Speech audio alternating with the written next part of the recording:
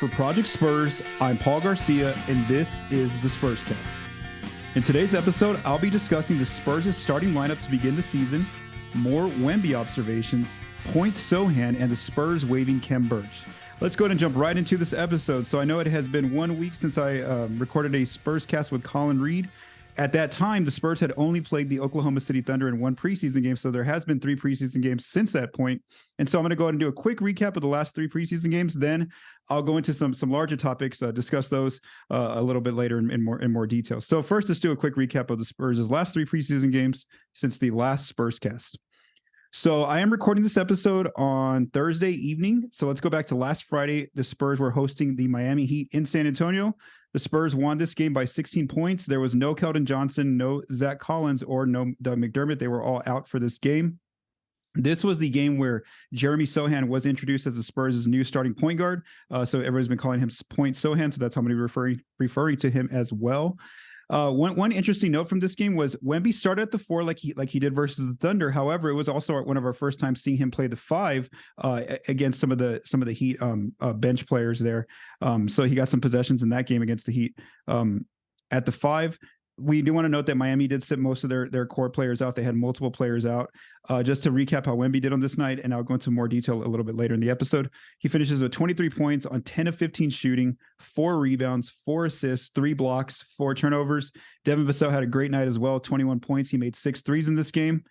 Then we flip to Monday a few days later, and the Spurs are still at home, and this time they're hosting the Houston Rockets in one of 2 games. So the Rockets won this game by 10. There was no Victor Wembanyama, no Devin Vassell, or no Trey Jones. Those all 3 players sat out of this game. Keldon Johnson did return, though, for his first preseason action, and he did start. Zach Collins had a really good night for San Antonio, finishing with 18 points, 8 rebounds, and 5 assists. Now let's go to the most recent game, which was on Wednesday, where the Spurs played the Rockets once more. They defeated Houston by 14 points in San Antonio, but now the Rockets sat some players. They sat Fred VanVleet, Dylan Brooks, and Jalen Green. The Spurs had all of their players available. The Spurs introduced their new starting lineup, which I'll get into here in a second. In this game, Devin Vassell had a great night with 25 points by halftime. He finishes as his leading scorer with 25 points on 5 made threes. Wemby finishes with 15 points and I think 6 rebounds.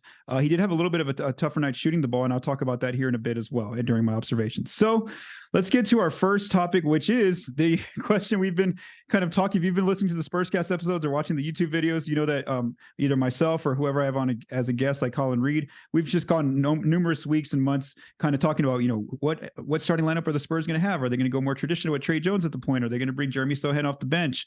Those kind of questions have been lingering. Actually, if you go back to a Spurscast episode recorded way back on July 20th, I actually discussed this lineup that the Spurs are now actually going to start. So the Spurs are going with what we would call their big lineup. So what does that mean? They are going to start Jeremy Sochan, who's 6'8" at the point, Devin Vassell, who is 6'5" at the shooting guard position, Keldon Johnson, 6'5", also at the small forward position. Basically, they're both the wings. Wemby, of course, at the 4, who is 7'3" on the training camp roster, but we know that out on the court he looks like 7'4", 7'5" with shoes on. And then Zach Collins at the 5 at 6'11". So that is called the Spurs' big lineup. And the reason why I'm saying big lineup is because that's kind of what Pop's about to say here. So this is a quote from Pop after the game coming from Tom Orsborn of the San Antonio Express News. This is Pop. He said, "They better play well or we are in trouble. Those are the big guys. They are tall. They're big. They are going to start." So Pop's basically saying here, this is the starting lineup. I guess this is saying like this is the Spurs' best chance to try to be successful, to make sure that this unit has some success together. And so one thing we just want to note is that we've only seen a very small sample size of this lineup. They only played in 3 quarters on Wednesday against the Rockets, and even those weren't like a lot of minutes for them. They've never really been on the court altogether. We know that Keldon was out for most of the time, and then if not, Wemby was out for a game, Zach Collins was out for a game, Vassell. So now we've only seen basically 3 quarters of them being together. So we do have to caution that it's gonna take some time to see what this group looks like. I will note that I'm recording this, like I said, on Thursday evening, so I haven't had time to kind of like digest the tape and kind of dig in. I'm just giving my initial observations of what I wrote down on my notebook during the game.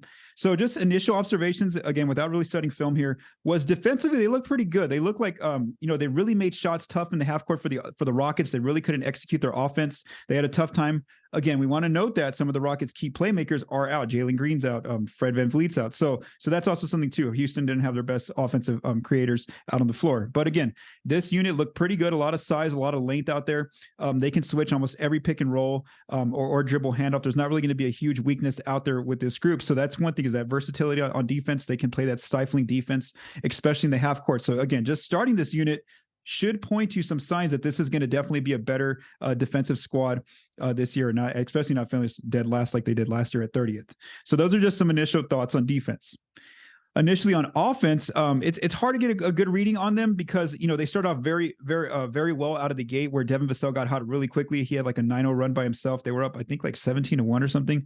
So it was kind of something you don't usually expect is just a team to come out like right on fire. And so they kind of did that, but then as things kind of settled down in the game, the offense did look a little stagnant at times, kind of clunky, where players almost were running sets where they didn't kind of quite know where they were supposed to go, or like there was a lot of possessions where like it was like Devin trying to get a pick and roll, or Keldon's trying to get a pick and roll, and then Wemby's like out on the wing asking for the ball and they were not passing to him. So there's going to be some chemistry issues, obviously, because these, like I said, they've only played 3/4 of a game so far. So I think you got to definitely give them some time to see how this works. And so my question is, how much time is Pop looking at, just a 15 game, 20 game sample size? Is he looking like all the way to like till Christmas time to late December before January? That's a good question, is how long is the coaching staff going to allow them, the Spurs, to have this starting unit and see how they progress? And so I think that's one thing to caution, is that, they're going to have to be very patient, because like I said, it was just their first time out there on the court in terms of what we got to see publicly, because we don't know if they've been using this lineup in their close practices and things like that. And so now that we know who the starters are, what does the bench lineup look like? According to what the lineups that Pop threw out there on Wednesday, the players he had out there, he had Trey Jones, of course, come off as the backup point guard. He had Malachi Branham come off the bench as the 2. He had Doug McDermott there at the 3, and then Charles Bassey at the 5. And one thing Pop did in this first game against Houston was he took out Victor very early in the first quarter, and then he brought him back with later, like around 3-4 minutes left, and he let Wembanyama get some minutes with that second unit. So that's something interesting to watch, was that Pop wanted to see how Wemby got some more minutes with that second unit, because there's less creation on that lineup. Wemby's going to get a lot more shots with that group, whereas in the starting unit he's got Vassell there, who could get, like I said, he can catch on fire. You have Keldon Johnson, who's a creator. Zach Collins had some good post-ups as well against Houston. So that was interesting to see if Pop maybe wants to get Wemby more possessions, to maybe have him out there with that second group for a few possessions. Then in the second quarter, Cedi Osman got some minutes as well. So we noticed that, Pop's sticking with this 10-man rotation of the starters, and then Jones, Branham, Doug, Cedi, and Bassey. So it looks like those are the 10 players that are going to be in the initial starting lineup. I mean, the initial 10-man rotation to begin the season. So again, my questions just continue to be, how long are the Spurs giving this unit to figure things out? That's just my interesting question going forward. So again, it's going to take some time. I wouldn't expect them to have this. It's going to look, like I said, there's going to be times when it looks really stagnant on offense. Maybe players the sets don't look so good. But again, I really want to see what the data looks like after like 15, 20 games to see where they're ranking on offense and defense. I think defensively they will be a really good improvement here with that group. Next topic, let's just talk about some more Wemby observations and versatility. So what I want to note is that these observations are coming mainly from the Heat game. Again, I'm going to make some notes about the Rockets game, but again, I had more time to digest the Heat film and kind of just like look through it in detail on both offense and defense for him. So here's some of my takeaways. Let's first talk about rim deterrence.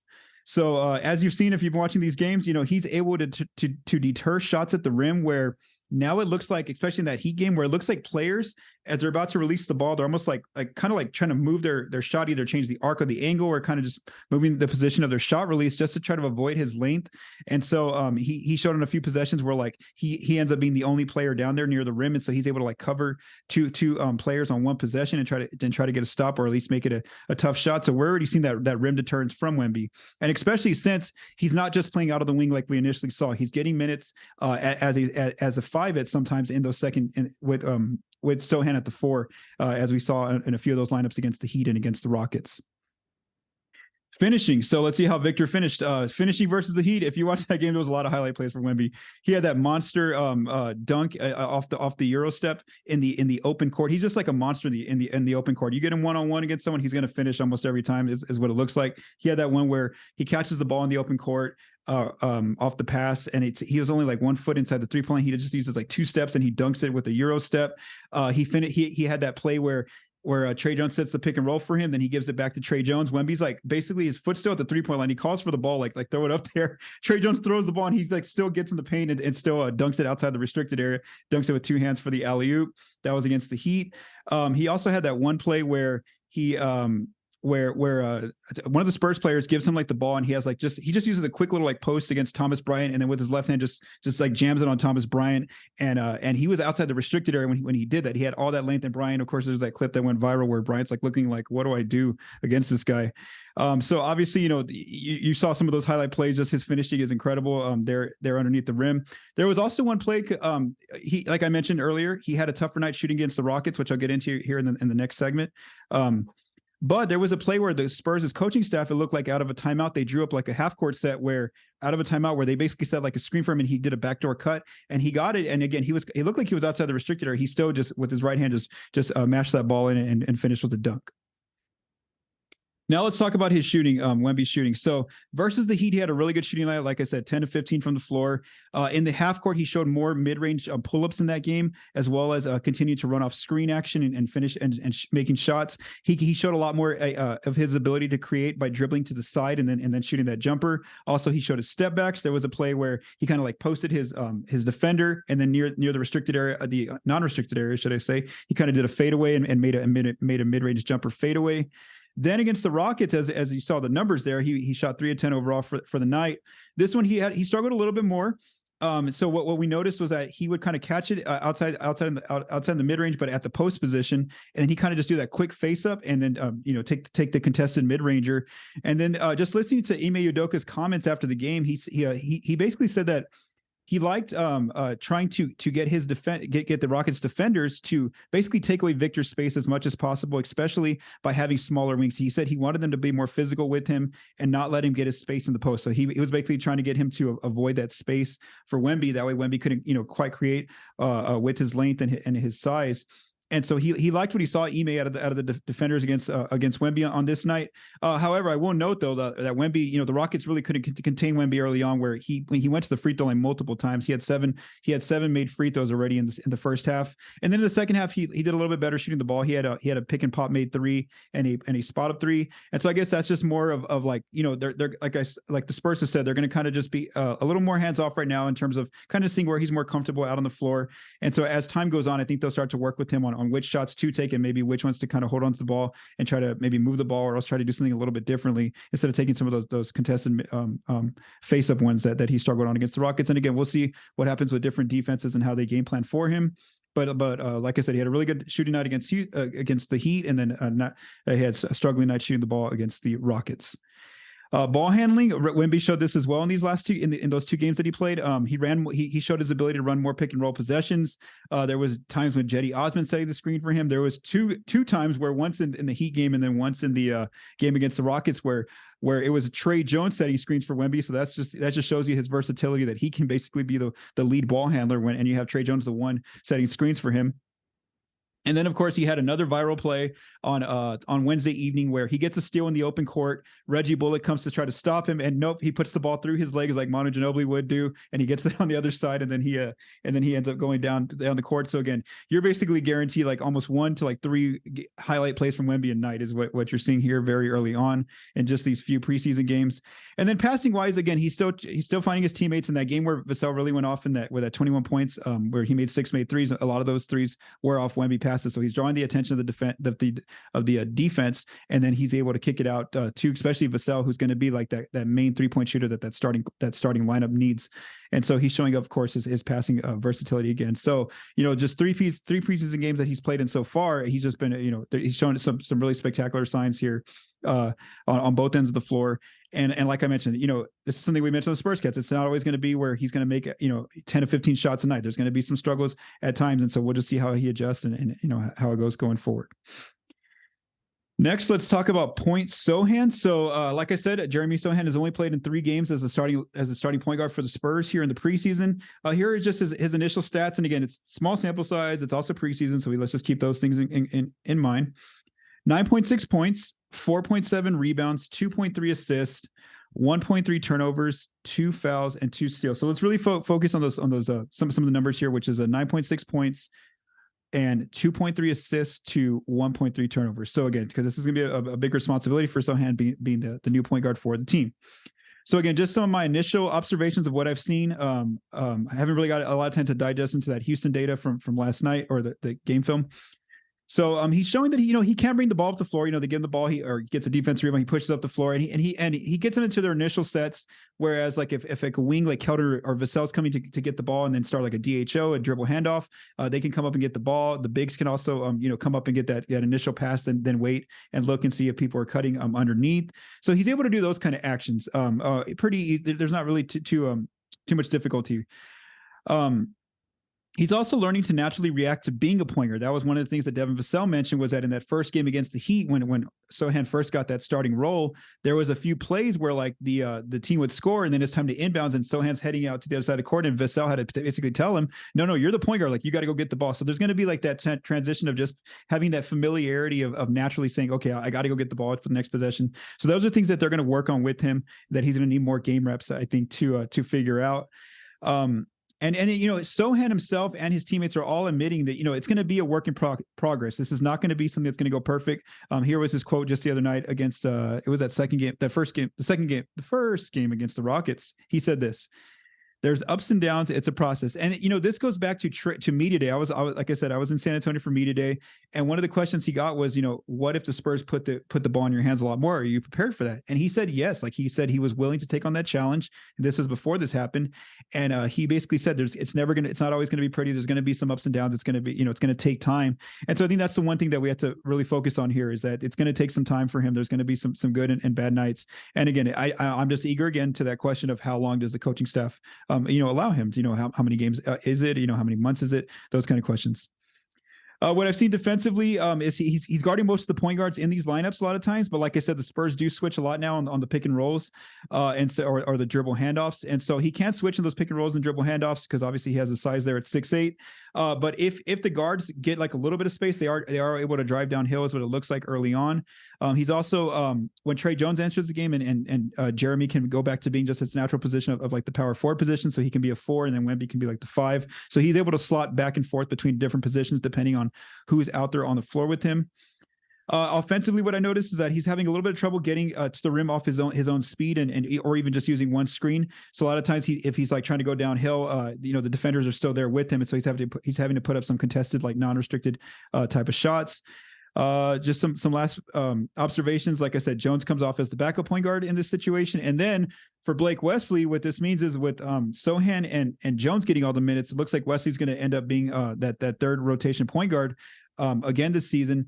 And so, we'll see exactly, are the Spurs just going to let him sit there, or they're going to send him to Austin as the season begins? Those kind of questions will obviously trickle down now toward Blake Wesley and where his minutes come from now that Sochan and Jones are going to man the point guard position. So like I said, overall, just with Sochan being the point guard, just again, it's going to take some time. I'm really just more so eager to see what the data looks like 10, 15 games from now, and see where the numbers lie in their lineup numbers and those kind of things. So again, we'll kind of see how it goes. It'll be like an experiment to see how this whole new starting 5 goes with Sochan here at the point. Okay, so now for our last topic, the Spurs have answered one of the final questions in the roster is who's going to be that last player that gets waived, and this is a player that we've discussed multiple times on the Spurscast that we expected to get waived, and that is Khem Birch. The Spurs officially waived him on Thursday. Like I said, not too much of a surprise. He really hasn't played much in a Spurs uniform. He only played in one preseason game so far since he's arrived. Now, we do want to comment that he was injured when he first arrived in San Antonio last year. So, but overall, he had never really been in the rotation. Like I said, he had only dressed out in one game. And so Birch is officially waived. So that means that regarding their guarantee contracts, the Spurs are now set. There's no need to like trade or waive anybody else on a guarantee contract. They can have 15 players on the roster. What it does mean, though, is that if they want to sign someone else or try to trade for someone else, then someone needs to either get moved into trade or waived before they can add another player on a guaranteed deal. So they also have 2 players on non-guaranteed deals in Serge Jabari. Not a non-guaranteed. 2 players on 2-way contracts in Serge Jabari Rice and Dominic Barlow. That means that they have 1 open 2-way roster spot. And so the final question for the roster is, what happens with Charles Bediako? Currently, he's on the team with a training camp contract, but they need to decide by Saturday what's going to happen with Bediako. Will they waive him, and then he has a chance to just sign a G League contract later on with Austin, or will they actually give him that 2A roster spot? I think we've only seen him play in one preseason game, but obviously they kept him on the roster for this whole training camp, so maybe they do have the intentions of giving him that final 2A spot. We'll find out that answer for Bediako here in the next 2 days before Saturday rolls around. So I know there's a lot of information. Spurscast is coming out weekly again. So now that the season begins next week, I'll have one more episode either before the season starts, or if not, maybe right after we see how they did against Dallas. So we'll see. We'll figure it out scheduling wise for next week. Thank you for listening to this episode of the Spurscast. If you like what you heard, please subscribe, rate, and review on YouTube and your favorite podcast apps. This episode was written, recorded, and produced by Paul Garcia. Music for this episode was written by Paul Garcia and Vincent Garcia. Project Spurs, I'm Paul Garcia. Have a great day.